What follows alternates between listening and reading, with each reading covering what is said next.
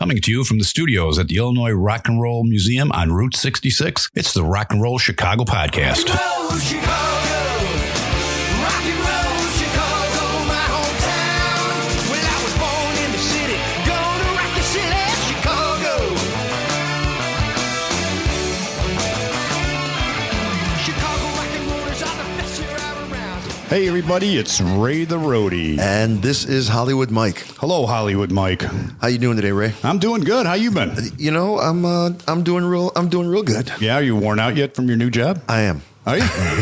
I'm a little tired. Oh, yeah. Spent all last week just doing all kinds of training and stuff, and didn't have a break because I played Friday and Saturday and yesterday, and You're a busy man. yep, celebrated my daughter's birthday. I saw that. I went out to dinner. I wished her a happy birthday. Oh, yeah, that's right. Yeah, I did see that. Yeah, Yes, we just I went did. out to dinner, which is why I'm kind of rolling in here just right at the nick of time. I dropped them all off, came over. What'd you have for dinner? I had Lake Michigan whitefish. Oh, okay. I figure it's local, right? Yeah, it's full of mercury, but that's okay. Yeah, that's right. You just can't eat a bunch of it. I noticed a little glow about you. Yeah. No, we went over to that Crafted place over on Route 30. Crafted, if you're listening, we're looking for sponsors. Yes, we are. Please sponsor us. Yeah, home of the giant pretzel. We ordered this appetizer pretzel thing. Yeah. And it was literally on a pizza pan, and the pretzel was the size of a pizza pan. And that's all you needed to eat. We didn't need to order entrees after that. I was going to say you shouldn't. No, my daughter posted that though, and her friends recognized the pretzel, and friends of hers came in to wish her happy birthday at the restaurant Nice. because they knew where we were because of that pretzel. Very nice. So she has stalkers. Yes, she does. That's cool. Yes. That's cool. Well, maybe not cool. Well, they all know me. Well, and you were there. Yeah, I was there. To protect her. Alrighty, enough dinner talking. I'm getting hungry. Yeah. So we got another duo of the group. We got the Rosedale Ramblin Band here with us tonight. They brought their own fans. Man, they bust them in. I saw the bus out there.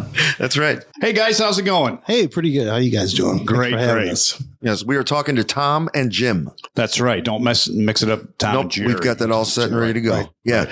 So tell us about this. Yeah, I'm going to ask your question. Where did the name come from? I'm curious. Well, I think we were looking for a name that kind of summed up the band a little bit, but we didn't want anything too overly serious, you know? So I thought Rosedale Ramblin Band, we kind of just, we wouldn't, you go on forever. So I said, how about the Rosedale Ramblin Family Jamboree Band or something like that? And we sort of shortened it to Rosedale Ramblin Yeah, Band. that won't fit on a business card. It won't fit on a business card. It's a little long, but people kind of remember it, But So what's Rosedale? Is it like the street you lived on or something? yes, that's a park. See, okay, all right. That's a park across from our house. Located where? Where's On the northwest home? side of Chicago, so Okay. Norwood Park or like Gladstone Park area. Okay, yeah, kind of yeah. near Superdog. That's what most people know. Oh, great. Okay. Yeah, right. Absolutely. That's Nagel what everybody Express. knows. You didn't bring any, did you? No, you don't go there as much when you live there. It's weird, right? When you live next to something, you don't go to it. But it's good. It's good. Right. So during the pandemic, we started playing on the lawn right across the street from Rosedale Park. And so that's where we kind of stuck with the name Right. from there. So Okay. So, and what about the other members of the band? Who else is in the band? Since there's only two of you here, I know there's more than that. right. Tom, you want to take that or? Sure. Yeah. So my name is Tom, and I do vocals and harmonica. Okay. Jim is our bass guy, and we have Reva Goodman, who is we call her the Queen of the Honky Tonk. All right. She's been around the country scene in Chicago for decades. She's our rhythm guitarist, Okay. All right. and our drummer is Dan Tomzik. We kind of we're kind of in, we're maybe a little bit in between some drummers, but basically Tom, Reva, and I did it. Tom, Reva, and I all sing, and Reva came from a band. She still plays with this band called Diamondback. I don't know if you're familiar with Diamondback, but they were the Carol's Pub house band, Okay. which was kind of like the last remaining honky tonk, from the whole in Chicago. This is in Uptown, which was an Appalachian area. Not to get too much into the weeds on it, but it was really the last remaining true honky tonk there. So that band's been around since the 90s. So I started playing with her, and when Tom knew her as well. So the three of us did it. We had a different drummer, and then we had this guitar player, Lee Borick, who was just a beast.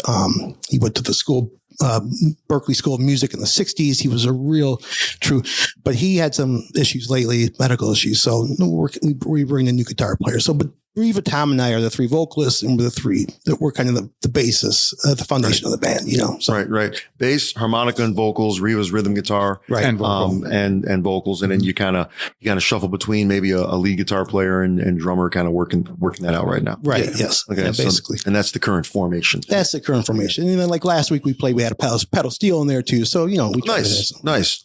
That's always good. The lead guitarist and drummer know that they're kind of like, Now they do. I was gonna say, because if they don't, you just told them. It's a tough one. We're right in the transition. You know what it's like. You're in the transitional period, and then you're just trying to figure something out. But we got a guy, Bobby Goins, right, and Mike Conroy. Both they've been in different bands, and they're both great.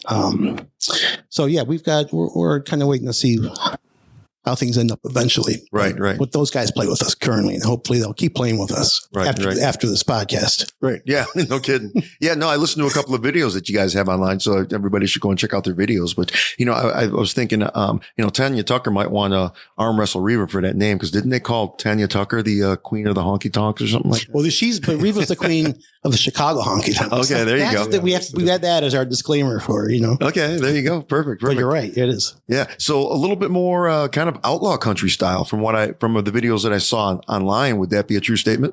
Yeah, I think so. I think that's kind of was a big influence. We wanted a foundation in classic country, which really, if you look at like Chicago now, there's a lot of classic country bands out there. At first, it seemed like maybe there weren't, but we just know so many that rotate in between these bars, and so that was kind of our foundation. But, Tom likes blues. Tom likes everything, really, classic rock. And then we like, like a lot of Americana too. So we kind of stretch out from there. But we always say the foundation of the band is kind of like these outlaw country guys, Hank Jr., Johnny Cash, Merle Haggard, the George Jones, the greats, Yeah, I agree. And then we go from there. That's my taste in country music. Is it? For sure. Yeah, absolutely. We have that conversation on this podcast all the time. You're obviously not the first country band we've had in here, but it always seems to go to, a lot of the modern country stuff. When I start hearing dubstep beats in country music, don't know if I can really call that country music anymore. I want to hear that outlaw swinging type kind of rhythms that, that country music is known for, Yeah, for sure. It's kind of refreshing to hear that stuff. It's refreshing to have a band that comes in here and they're not just doing Luke Bryan covers. So yeah. And honestly, it's the stuff that we know. It's what we grew up listening to. yeah, Right. I grew up in Alabama. Okay. Not that Alabama has a lock on the market, but my grandparents listened to that kind of music all the time. Right. Oh, absolutely. Yeah. I met my wife in, it was 1992. Wow. I can't believe it's been that long ago. I met my wife in 1992 at the Cadillac Ranch in Bartlett, and we stopped going there right about the time that, we used to go every Tuesday because it was ladies' night. Right. And for several years we went. And then when 1995 came around and we got married and realized, well, we don't have to meet at the local honky tonk anymore just to hang out. We get to see each other all the time. We really stopped going, but it's also about the same time that we really stopped listening heavily to country music, because it was during that time when they started taking stuff that sounded like Britney Spears and throwing a fiddle in it and and calling it country. Yeah, that's and really what it is. That's really the wall for me. It's like 1995 to current stuff. I'm not really up on, but yeah, I know every single Clint Black song and every single George Strait song, and yeah, absolutely. So as a harmonica player, Tom, it's really easy to have somebody in here that plays in a blues band and say, who are your influences with harmonica? But you're in a country band. Yeah, there's harmonica in country, but it's usually not a driving instrument in country. So like, who influences you? Who gives you the ideas when you're playing harmonica in a country band? Well, my favorite is Mickey Raphael. Okay. He's the harmonica player for Willie Nelson. Oh, and has been for 40 years. Oh, yeah, absolutely. So when I started playing, which wasn't long ago, I started when I was 48, almost 53. Okay. So I started late, and with harmonica, I thought that I was going to play in a little folk band with my church. Sure. Right. And then I started learning it and listening to blues guys, and it just wasn't really my thing. Country kind of was. And I would hear some country harmonica from time to time and some folk music. And then I dove a little deeper into Mickey Raphael. Okay. A lot of Willie's stuff has harmonica in Right. all the way through. So that became my influence. Right. Okay. Whenever I think about harmonica and country music, I think of that song by Clint Black, I love the harmonica intro. I think the song is Put Yourself in My Shoes. Okay. Give that a listen. What a great country harmonica intro there is. And I don't know if that's him playing it himself or we bring somebody in, but there's just this great, almost haunting sounding harmonica throughout the entire song. And it is the intro to the song. So give that a listen. I just gave you guys a song idea. Yeah, I like it. Yeah. No, free of charge. Don't worry about we'll it. go into we could do Clint Black, I'm just going to send him an invoice. Yeah. You're going to send him. Appreciate it. Take that off the list. Yeah. Right. So, and, I guess, fair question. Same thing to you, bass players, right? I think one of the most famous bass players, and people don't even realize he played bass, was Waylon Jennings. Right. People don't realize Waylon Jennings played bass with Buddy Holly and the Crickets, right, which is absolutely incredible. You tell people, they're like, no, you're full of crap. And then they look it up and they're like, no shit, here, I owe you a beer. It's pretty cool. But Waylon was supposed to be on that plane too. Yeah, he was. Right. Yeah, absolutely. He always felt guilty about it. That's what he says. Because he said, I hope the plane crashes. Because they did it, flipped a coin or whatever they did, right? Wow. To get on the Buddy Holly plane. Yeah. Mm-hmm. And that's the last thing.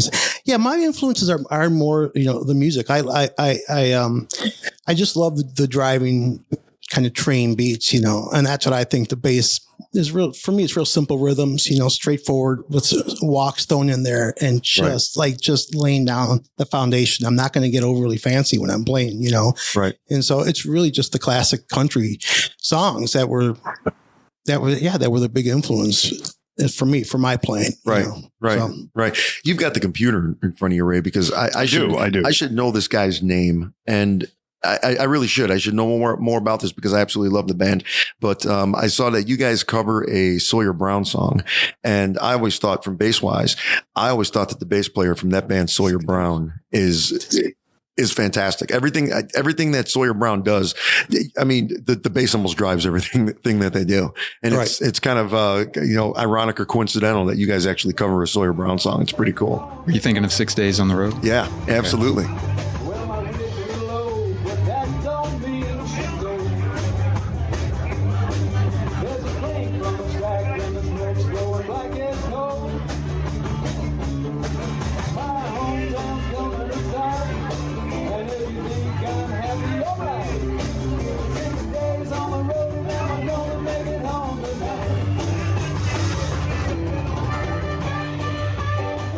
Yeah, that's I a think great he's song. actually covering it as well. Oh, really? Yeah. I don't know who's saying the original. There's so many versions of 6 Days on the Road, and it's funny. Like that version, like there's so many different styles to that song. That we're like, well, how when you introduce it to somebody, well, which one are we going to play? But yeah, the driving bass on that. Okay, But Sawyer, That would be Jim Scholten. Jim Scholten from Sawyer Brown. Yeah. Mm-hmm. Another interesting band. They got their start on Ed McMahon's Star Search. yeah. Yeah, they were like the season 1 winners of Ed McMahon's Star Search. Yeah, that's how Sawyer Brown got discovered. I was a pretty young kid. I think I was preteens. I think I was like 12 or something like that when that show was on the air. And I remember Sawyer Brown being on Star Search. I wonder how many bands came out of Stars. I didn't know if anybody made it. There must be other people, right? There's got to be. Well, there was another. There was a guy, Sam something, which was a fantastic vocalist, and now he's one of the most widely recorded vocalists for like movie scores and stuff like that. He came off it, and I just found out the other day that Dave Chappelle was a winner on Star Search. Wow. Yeah. Dave Chappelle. I heard Norm Macdonald was on it, and maybe the Canadian version. He always tells a story how he bombed. I think it was Norm Macdonald, which I thought was interesting. But wow, maybe anyway. That was the predecessor to American Idol. Yeah. Oh, yeah. It definitely was. That was it definitely was. It's amazing how many like careers that show actually launched. Yeah. But Ed McMahon though. Who'd have thought we were sitting here talking about Star Search all these years? I know. Later. Why Ed McMahon? Couldn't they find any other personality? Somebody more, hey, Johnny. Hey, it worked. I guess it did. It absolutely worked. I guess it did. So tell us a little bit about some of your other influences. What do you guys listen to when you're not playing the music that you play? I mean, I listen to everything. I love like 90s alternative rock. I like classic rock. I like, this new Americana, this new alt country that comes out, because that's what I was doing. I was searching. I got back in the country. I used to love it. And I was searching for country music. That's when I walked into this Carol's Pub. Okay. There was a guy named Mike McKeon that was the bass player for this band. And when I heard him sing, I'm like, I feel like we would end up hanging out. And I'm like, I feel like I'm hanging out with Merle Haggard here. And he's smoking cigarettes outside the bar. He was so real. I'm like, it's just amazing how good you could be. And you're still playing, the bars on Thursday, Friday, and Saturday night. But it was that classic country that just totally influenced me to start playing the bass. That's when I started playing it, when I heard him play, this guy play. So that was kind of where we started. But as far as but yeah, that's why I listened to Avett Brothers. I listened to Old Crow Medicine Show on the side, Oh, nice. Devil, the Dead South. I don't know if you guys remember Dead South. Those are the bands that I love. But then, I'm listening to Bruce Springsteen in the car and that kind of stuff too. So, Grateful Dead, love the Dead. Yeah. How about you, Tom? I don't know. To go way back, I mean, I'm more of an 80s hair band guy. Yeah. I love Def Leppard, one of my first concerts. GNR. Right. All those guys. So then you said you were 48 years old when you started playing harmonica. What makes a 48-year-old man just say, well, shit, I'm going to learn how to play harmonica? Well, so I played trumpet in high school. So I have a little bit of musical background. Okay. After high school, I'd never played anything at all. And one day at church, there was this folk band that came in, and I thought, I would really like to learn how to play an instrument and play with this band. Trumpet's not going to work, but so I bought a banjo. Okay. And I thought I would teach myself to play banjo. Thank you for not bringing a banjo with you, by the way. Lasted about a year. And I realized that I just don't have the fingers for that. And then, oddly, I gave my dad a harmonica for Christmas. He left it on the mantle. I picked it up and thought, I'll learn how to play this. Okay. And started taking some classes at Old Town School of Music, School of Folk Music. Started taking some online classes and just kind of taught myself over the last couple of years. Let me guess, that first harmonica came in a red, white, and blue box. Did it? That would be a great guess, but it wasn't. It was a golden melody. Okay. In the key of C. Okay. In the key of C. Yeah. But in the key of C though, because that's what everybody starts off is the key of C. And, and most people have that honer in the in the red, white, and blue box. The blues band, I think it's called. It might be. I think it is. I think it might be because that's the one I started with, and that's blues harp. And then the second one that I went to was the Marine Band, and in B flat. Okay. It was Marine Band in B flat. And I liked that one because it was actually made of wood. Yeah. Instead of plastic. So I was like, I moved on up. I started on Special 20s, bought a bunch of those in the different keys. Right. And because I was a beginning harmonica player, I blew them all out. Right. Because you overbend them and you play them too hard and the reeds crack. Right. So as I got better, I graduated to the Marine Bands. Right. With the Pearwood. Right. And then I bought a bunch of Marine Band crossovers. Okay. That use a different kind of wood. I think it's a bamboo wood that they don't swell as much. Right. They're actually a higher end harmonica that I probably shouldn't be playing, but they make it easier. Yeah. No, there is a difference. It's a very rare occasion that we actually have somebody that plays harmonica, and it's a very integral part of the band. Usually the harmonica player in a band has a harmonica in his pocket for one or two parts here and there. But I mean, you're playing the harmonica, so we get to ask those cool questions. Like, instead of asking the guitar player about his guitar rig, we're asking you about harmonicas.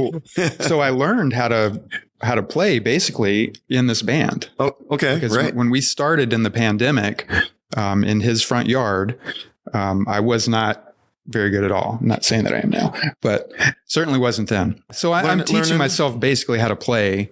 While we're on the front yard. We didn't have a guitar player. That's where I was going with this. We didn't have a lead guitar. So I was learning all of the solos on the harmonica. Gotcha. Okay. Which gave me ample stuff to practice while I was at home before we went out into the yard.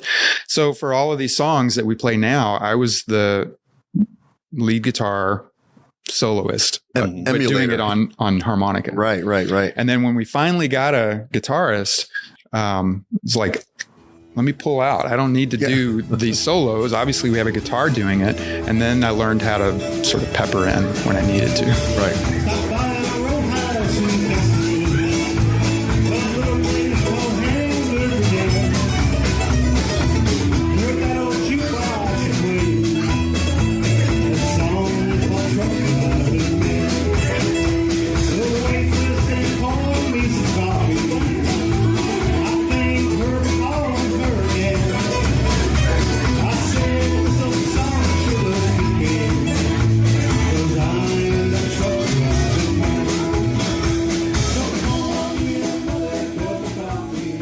take a listen to a guy.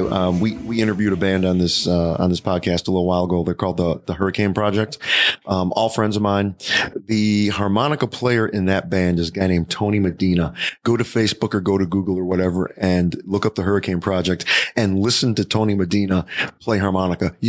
When you said that you were kind of emulating guitar solos with it. I have never heard anybody play a harmonica and literally plays this thing like it's a guitar. Cool. It's absolutely amazing. You should go and check him out. You want to see what he does there. It's interesting because we'll have times, so we play Ripple, and we don't have a mandolin or anything like that. But so Tom just kind of does that. I don't know how, I'm not a harmonica player, because with the harmonica, you kind of got to be careful. Like you said, you don't really get a lot of bands where that's like a lead instrument. So not to be critical of the harmonica, but a little could go a long way with a harmonica. Oh, sure. Right. So, but that's what Tom, I think, is real good at. He just kind of peppers things in where he could play the lead. If you need something, if you need a mandolin, if you need kind of a different sound, he'll do it, Right. So right. I call him taking care of business, TCB. Right. I'm like, whatever you need, he'll do it, And the same thing, he did harmonies and he started doing vocals. So he started off doing the harp, but then before you knew it, he was singing a third of the songs. He was playing the harp. He was doing the harmonies. He was playing the lead harmonica. So it's kind of cool. Like, we get a lot of people, and like I said, we do have some really good guitar players, but a lot of people come up and talk about the harmonica to me after the show. So because you don't get it a lot. Every band has a guitar player, but not every band has a harmonica. Yeah. And you hit the nail on the head. I think the secret to being a good harmonica player is you have to be comfortable with the space. There's so many harmonica players that are not comfortable with the space. They feel like they have to be making some kind of noise. I played with a guy for a few years and he was not comfortable with that kind of a space. He would find out whatever chord we were on and he would just draw out the root note on their harmonica. And there were so many times where I thought maybe something was feeding back, but all I'm hearing is the from his harmonica. It's coming through the monitors. I was like, geez, stop. There are some songs that I'll do a chug, like it's a rhythmic chug. Sure. Through there. But not every song. No, but find the right one. I think it works, but it's true. You got to know how to play within the confines and also just with each other. Yep. We're all kind of making sounds together. It's the sum of the parts, I'm Christy from Crime Cave Podcast. I've had a huge interest in true crime since my days of watching marathons of Snapped back in the mid-90s. I needed an outlet to talk about the cases that have haunted me for a very long time.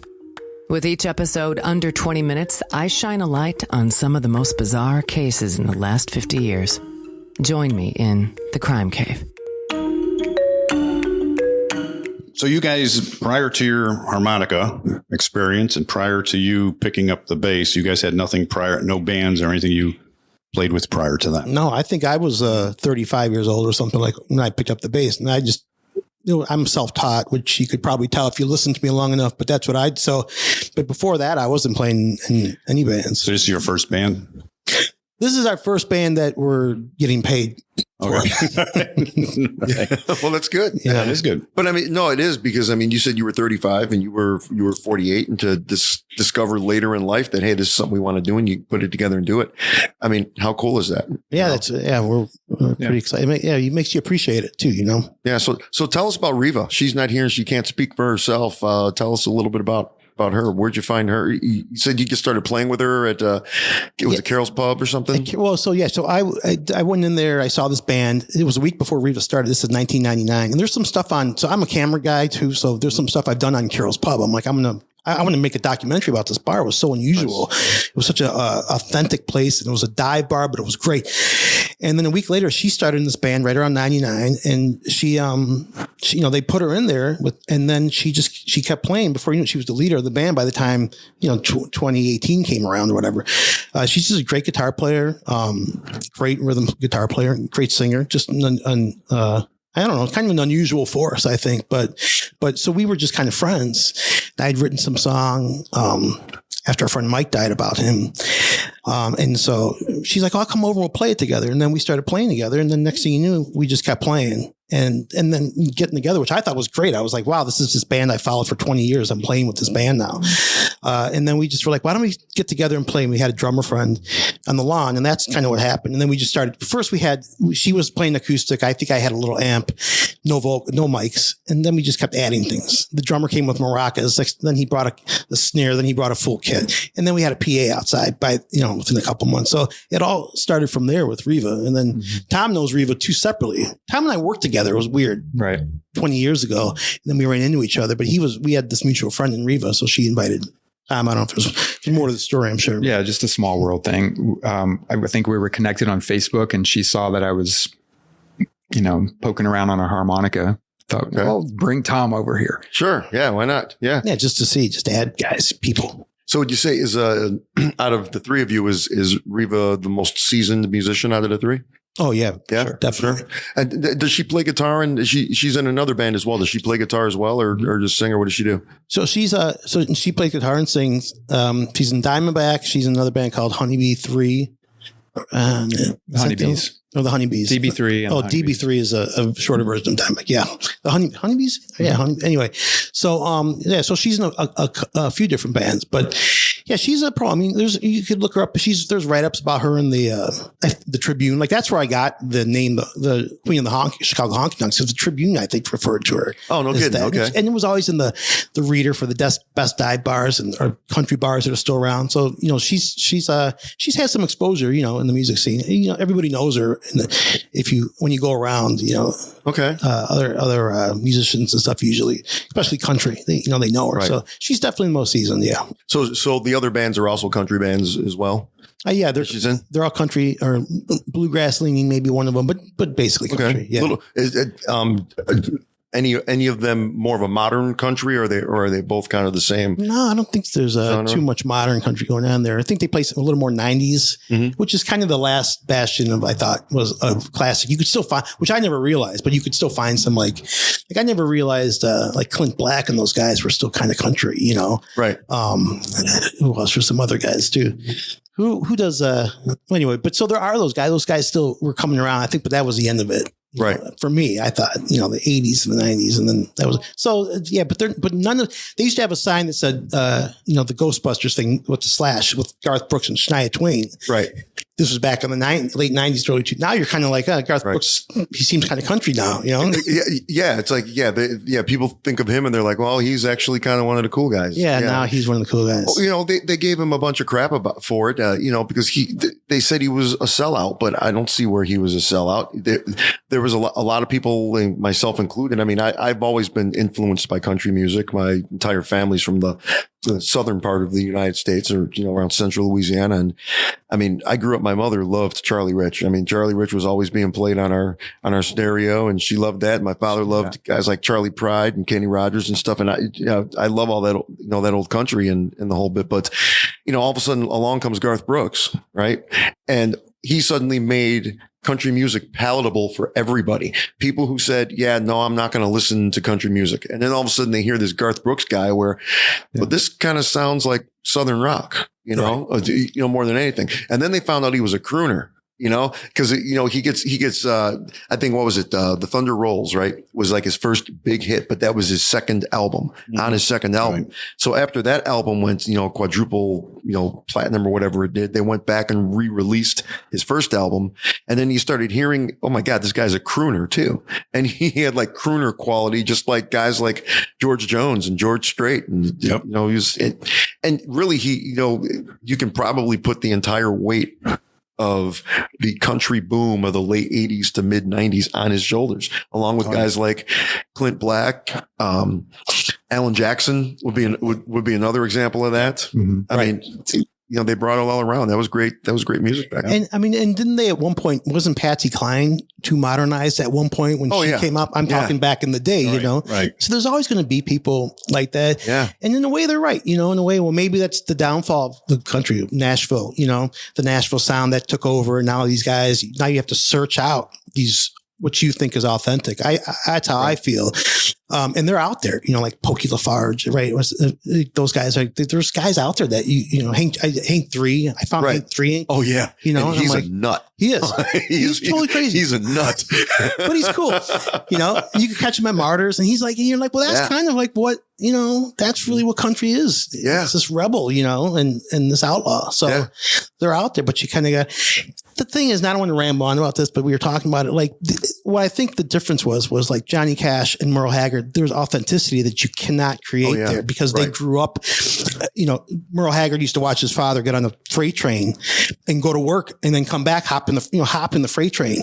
Well, a lot of these guys now, they grew up in the suburbs, listening to country music. Nothing wrong with that. That's just the way it is. Things are different now, Right. People don't grow up with the bathroom in the middle of the apartment or the outhouse in the back. Right. And that, there's something to be said for comedians and people that have some sort of struggle, or I don't know, or that breeds this authenticity. Right. So maybe we're not going to get that same type of country music anymore, but I don't know. You got to keep it alive somehow, right? No, it's definitely out there. There's still guys that are out there working the fields and picking up guitars and playing. But no, you're exactly right. There's a lot of people that, they lived in the suburbs but they just know how to tell a story. Yeah, and they're good. They're definitely talented, skilled musicians and vocals and everything, Yeah. But it is a little more on the pop side where you add the fiddle or the pedal steel and then you have a country song. I think, I'm not trying to, mess with the whole genre of music. I respect these people, but I love the crossover that country music is starting to produce with a combination of like blues and rock. You got, Chris Stapleton. Okay. Yeah. We were talking a little bit earlier. Is Tennessee whiskey way too overplayed?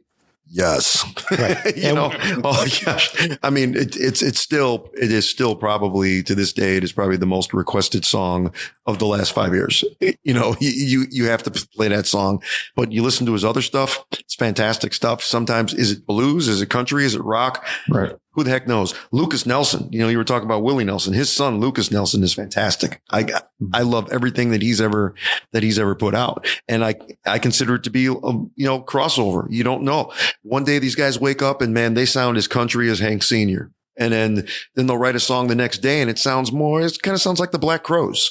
It kind of has that feel to it, Yeah. Like, there's nothing wrong with that, but it's good, right? Because music is whatever you're getting out of it. And, I try not to judge if whatever anybody likes is fine with me. If you want to listen to Britney Spears, whatever, if it does something for you, I think it's great. Right. But that's what it's created. Like it has created these different, it's kind of gone in all these different directions. I think, it's cool. You know? Yeah, absolutely. In fact, on the way here, I was listening to my favorite country band ever is Shenandoah. Remember those guys? Remember anything about? They had the Church on Cumberland Road, 2 Dozen Roses is another one of their songs.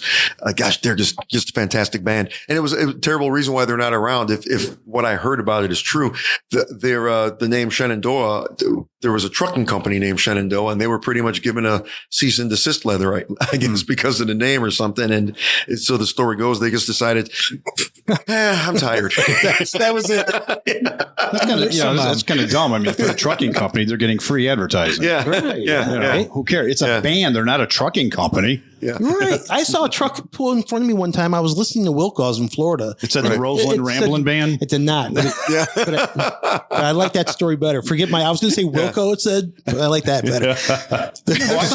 I've seen Wilco trucks. Right? Yeah. And you're like, oh, Wilco. Yeah, I'm surprised they would put a season. Yeah. Well, but then again, you can Google that. You can't believe everything you read on Google, but yeah, that's, you can't. Yeah. No, you can't. I believe everything. You believe everything on Google? Because it's on the internet. It's got to be real, right? Yeah, absolutely. Okay. Yeah. John F. Kennedy says so. Okay.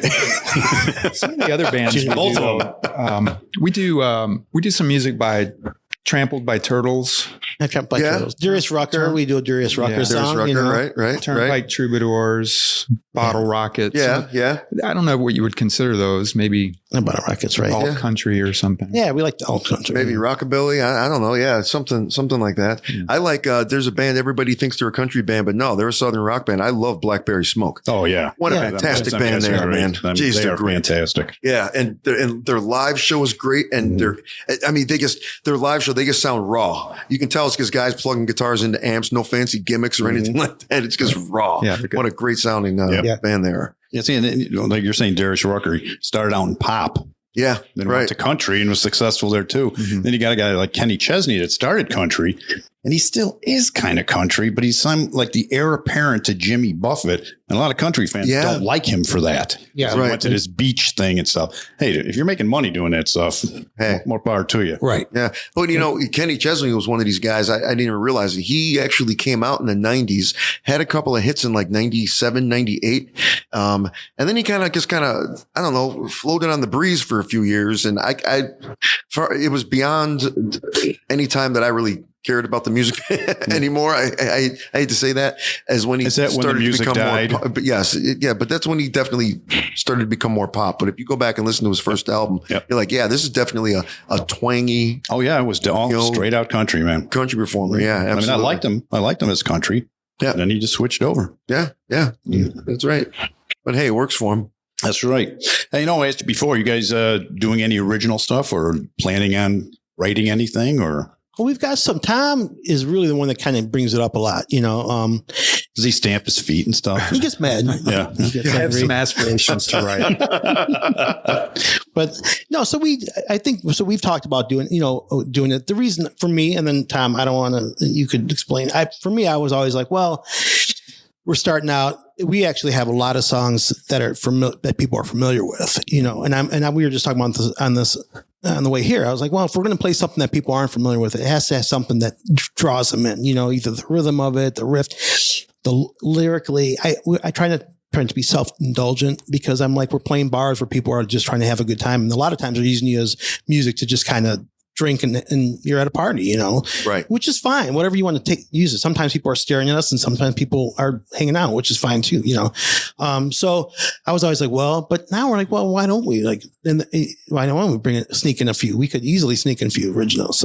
So anyway, I've got a few waiting. I don't know, but go ahead, Tom. I know you got a punch right. Well, real quick. Do either of you play an instrument that would lend itself more toward writing? Because normally you don't pick up harmonica and a bass and write a whole song with a harmonica and a bass, which would be awesome, though. Which would be awesome, yeah. Unless it's Big Bottom by Spinal Tap. I could send you guys many videos of me playing originals just with a bass, in my basement. Nice. Like that's how I do it. And then I'm like, you figure out. I thought that might be a good way to do it, though. Yeah. Give it over to the rest of these awesome musicians and let them kind of put their own signature. Then you'd have a real organic band making a song together. So yeah, I don't write for the last like year. I'm not sitting down writing music, but I'll have a melody will come to mind, and I'll just grab the voice recorder on my phone. Sure.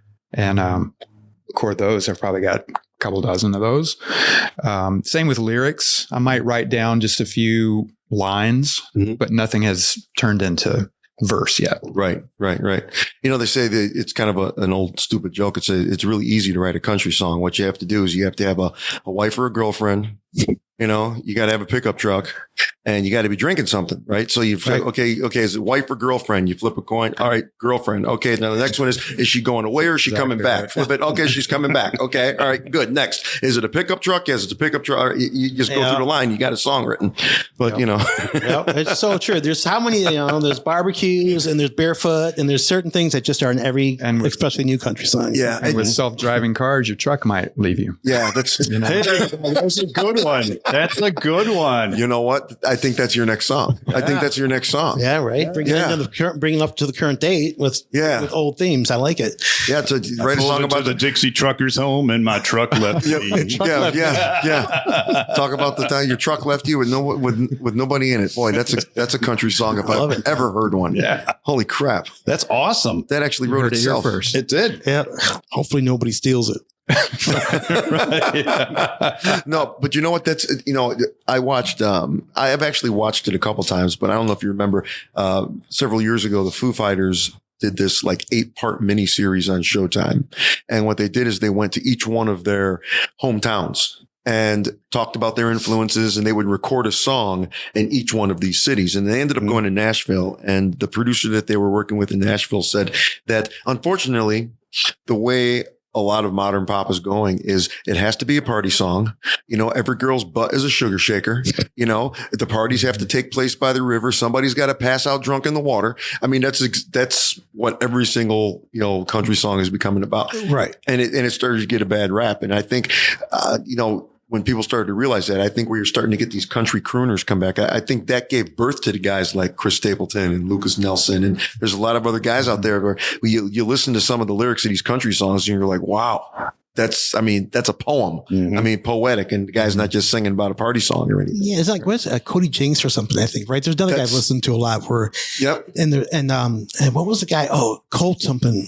I can't think of it. Anyway, but yeah, there's that's the thing. Like, I don't want people, for me, this is just my thought. I hate when everybody's having a better time than me. Like, I love the fact that George Jones was talking about a guy who loved a woman until he died and he was miserable. You know, it made me feel better. I don't want to, you know, that's what people went to the music for. Like, but now it's like, and I don't want to sound like an old guy complaining about it, but it's a lot of it is like everybody's just having a good party's Everything's working out. It's party music. Yeah. It's like, does tequila make everybody's clothes fall off? Come on, give me a break. Right. There's got to be, tequila's got to do something else. For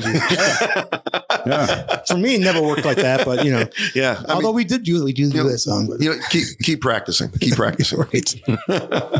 Yeah. Well, definitely. I like to hear that electric truck song. That's self-driving truck. Yeah, Self-driving truck. Drove away from me. Yeah, we're going to have to work on that. Yeah, for sure. So last question. Question? Something like that. Like the amazing Kreskin? Yeah, something like that. So I guess within your band, within your music, whatever it is, and both you guys or either you guys can answer this. What drives the passion? What is it? For me, I love the music, number one. Number two, this is maybe a weird one, but I just want to show my kids that you don't ever have to quit doing something. No, that's not you weird. can learn something new, right? and you can keep going as long as you want. Yeah, absolutely. That's not weird at all. Mm-hmm. That's good reason. Yeah, What about you, Jim? For me, I just like, you sit at home, you sing in the shower, you play. How many guys, just play in the basement and they never play out, but they enjoy it. That's what I did. I just played with friends, Right. You rent a studio or you play. I just like playing. Right. So if there's an opportunity to play out, I just think it's a natural. I think you have to play out. You want to be in a band, you want to go out. So I just think it's a natural, for me, it's just natural progression. I'm like, I'm just going to take it as far as I can go until somebody tells me they don't want to hire me anymore, Yeah. Yeah. So that's where we went. These bars, we started in a couple bars and we got a couple more bars and we're like, all right, well, we're playing. And as soon as you get a call from somebody you don't know at all, which is great, and they want to hire you or they want to hire you for a festival or something, then it's great. I think that's what I'm doing. I'm just like, as long as you're having fun, let's just keep doing it until somebody tells you or nobody wants you anymore. Right. And then I'll still play it. And then still do it. Right. Yeah. In the front lawn. So on the front lawn. Yeah. So how do people find you? Well, we have a new website at rosedaleramblin.band.com. And from there, you can check us out on Facebook, Instagram, YouTube, see some of our videos, little information about the band Schedules and our schedule. Schedules on. Any merch or anything on there? No merch. We have t-shirts. And then we sold them out or we gave them away probably. Yeah. So now we got to get them back. Tattoos. We had tattoos. Yeah, we had tattoos. So yeah, we'll get some merch. But right now we don't do merch. Wait, you have tattoos? We made little fake tattoos. Fake tattoo. Gotcha. Yeah, okay. All right. little Okay. press-ons. Of course, we have nothing here. We should have brought something for you guys. Okay. Yes, you should have. We have good t-shirts. Yeah. Is that customary? Did we offend? No, not at all. Well, every once in a while people bring out some merch there. Yeah. Yeah, absolutely. Oh, we're going to send you some. We just got to get it. You got to buy them in bulk. You got to buy them cheap. You do. Oh, yeah. Yeah. Be paying $15 a t-shirt. Exactly. Yeah. Exactly. Any big dates coming up in like July or August or anything? We this actually summer? have 3 dates in July, which is more than we typically do. We're playing down and we play the Thirsty Tavern. So we play a lot of Northwest Side and we're playing in Schiller Park. So we play the Thirsty Tavern on July, what is that? It's a Friday, July 7th, I think. And then we play the 15th at Philonix on Milwaukee Avenue. And then we go to Schiller Park to this place. These are all great bars. Richie's July 22nd. So Other way around, actually. I'm sorry. Just so we get it right. July 7th, we're at Thirsty Tavern on Milwaukee. July 15th, we'll be at Richie's Restaurant on Lawrence and Schiller Park. And July 22nd, we'll be at Philonix on Milwaukee Avenue. Nice. Yeah, so check us out. Did you get that order? Because don't show up at the wrong place. That's right. In the wrong time. They're waiting for you, and you're like, "Where the hell is he?" Can you imagine that? Yeah, there's a guy here with a bass guitar and nothing else. Do we have a band tonight? I don't think so. No, we just got a solo bass performer. Yeah, nobody wants that to happen. Nobody wants a solo bass performer. Can you imagine that? Everybody's eating their dinner and you're hearing boom, boom, boom, boom, boom, boom, boom, boom. What is that? Is somebody doing construction? I think somebody got a flat. Oh, we only pick on bass players because you have to. Because you have to. That's right. Because we can. Yeah, you know, my favorite bass player joke is: do you know how the stage that you're standing on is level? How? Because the bass player drools out of both sides of his mouth at the same time. Wow. All Well, right. with that, On that I want note- to thank you guys for coming out tonight. It was and a pleasure. being ridiculed by my co-host here. I appreciate you guys having us. Absolutely, man. You guys are a lot of fun. Hope to see you soon.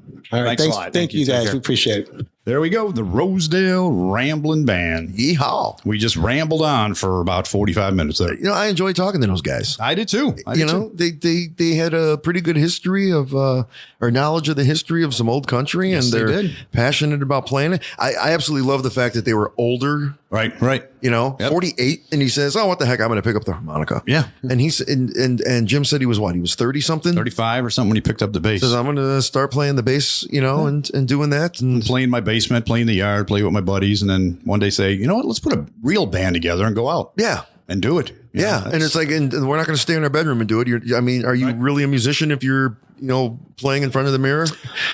well, if you if you have that one fan in front of you all the time, yeah. Yeah, that's right. Yeah, But yeah, that was very cool. Very Yeah, cool. no, Very knowledgeable in their country, the country music scene and what's happening. And I'm really happy for them that they're making it. yeah. You know, and they mentioned a couple of new clubs to me, that at least clubs that I had never heard of before. May have to check them out and see what they're about. Yeah, because they're all the way on the northwest side and stuff. Yeah, So we yeah, don't that get is there true. that much, but Yeah, we should check them out. absolutely. So we want to thank everybody for listening once again, and check us out next week, next Tuesday, when we have another exciting episode of the Rock and Roll Chicago podcast. See ya. We're out of here. The Rock and Roll Chicago podcast is edited by Paul Martin. Theme song courtesy of M&R Rush. The Rock and Roll Chicago podcast does not own the rights to any of the music heard on the show. The music is used to promote the guests that are featured. Roll, Chicago.